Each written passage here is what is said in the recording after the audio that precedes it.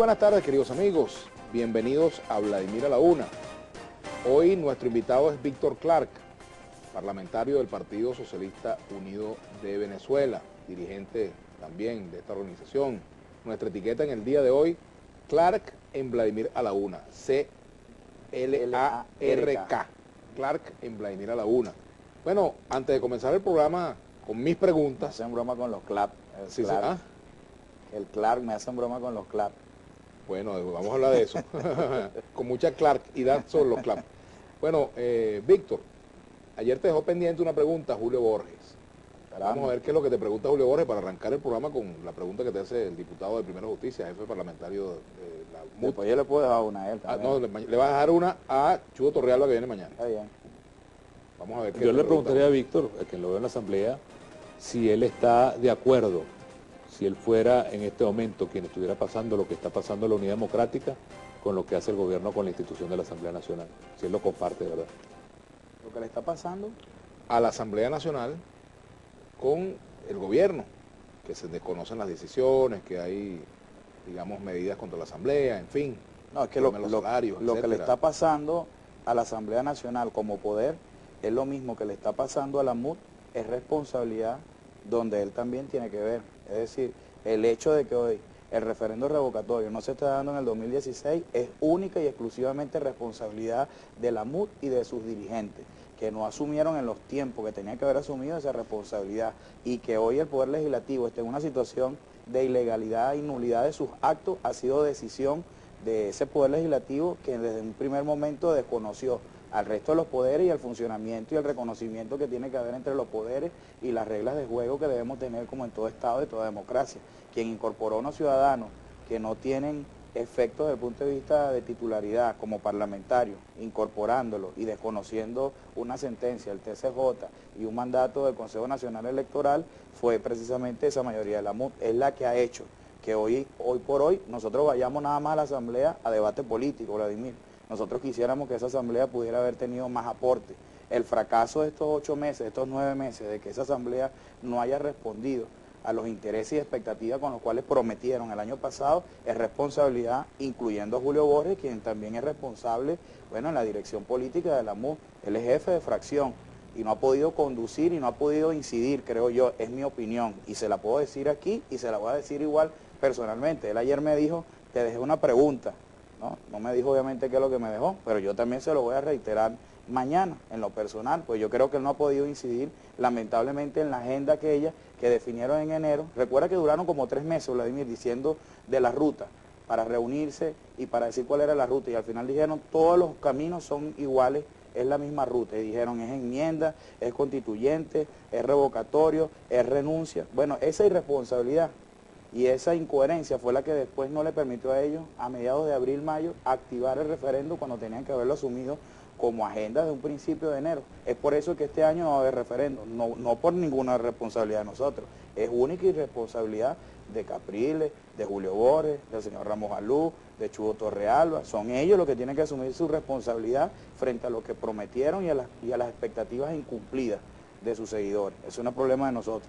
Víctor, ahora, por ejemplo, cuando se toma la decisión sobre el caso de los diputados de Amazonas y pasan meses, y fíjate tú, estamos ya en el mes de septiembre y vamos a comenzar octubre la semana que viene, tanto tiempo ha pasado, sí, nosotros... y no se han electo esos diputados y el pueblo de Amazonas está sin representación. Allí no se nota que hay una maniobra política destinada a impedir que se concrete la mayoría nosotros hemos absoluta, la mayoría calificada de la que Asamblea. se convoque a elecciones en cualquier momento en el estado de Amazonas. Nosotros denunciamos, así como acompañamos la denuncia que en su momento se hizo sobre un conjunto de delitos desde el punto de vista electoral, de fraude abierto, que hicieron en las elecciones y que fue los fundamentos sobre los cuales el TCJ, la sala electoral, y después el CNE suspendió el resultado electoral en Amazonas. Nosotros también en los últimos debates que dimos y antes de la incorporación arbitraria y ilegal que hicieran, nosotros les advertimos que era más sensato y más responsable por todo exigir el pronunciamiento definitivo a la sala electoral del TCJ. Claro, yo lo hago y lo hicimos, lo hizo el compañero Héctor Rodríguez, lo hizo mi persona cuando dimos ese debate. Hoy en día le exige a la sala electoral que convoque elecciones en Amazonas. Claro, el Estado de Amazonas tiene el derecho legítimo, legal de tener su representación. ¿Qué es lo que pasa? Directa. Fíjate qué pasa, que con el paso del tiempo, perdón Víctor, con el paso del tiempo, termina tomando calor y fuerza la tesis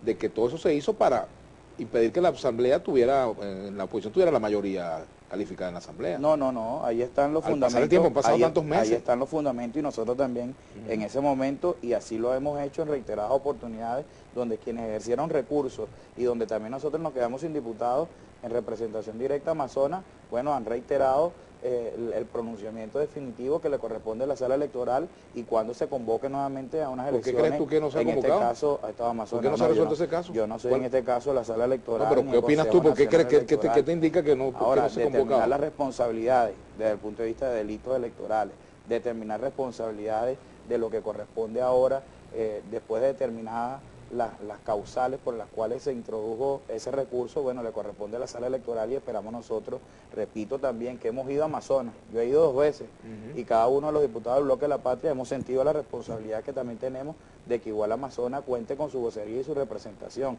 Ahora, nosotros tampoco vamos a permitir que sobre el fraude, que sobre la trampa, se constituya eso como una cosa normal. Y ha pasado todo el tiempo y no se ha podido comprobar ese fraude. Y que esos ciudadanos que se incorporaron no son diputados, son ciudadanos que, bueno, participaron en una jornada electoral y que el CNE suspendió los efectos legales sobre esa representación.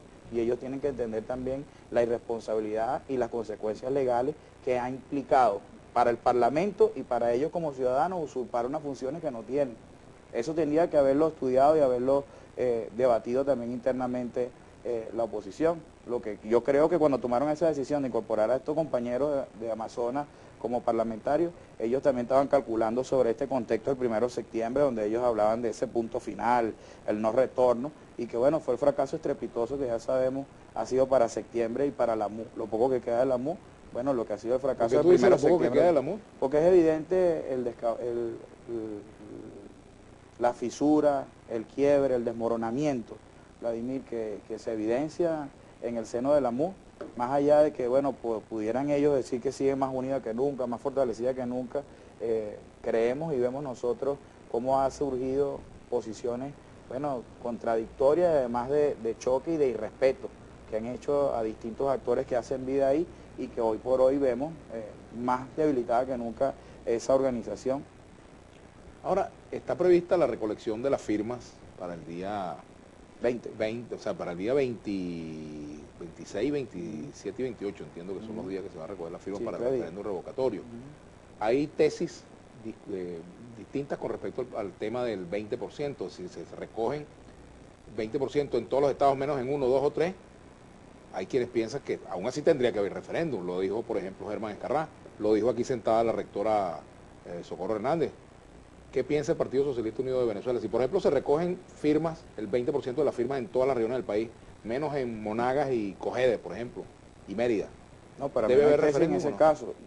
El CNE fue bien claro en el manual y en el reglamento que publicó para orientar esa recolección y cuáles son los requisitos y las condiciones que se debe cumplir.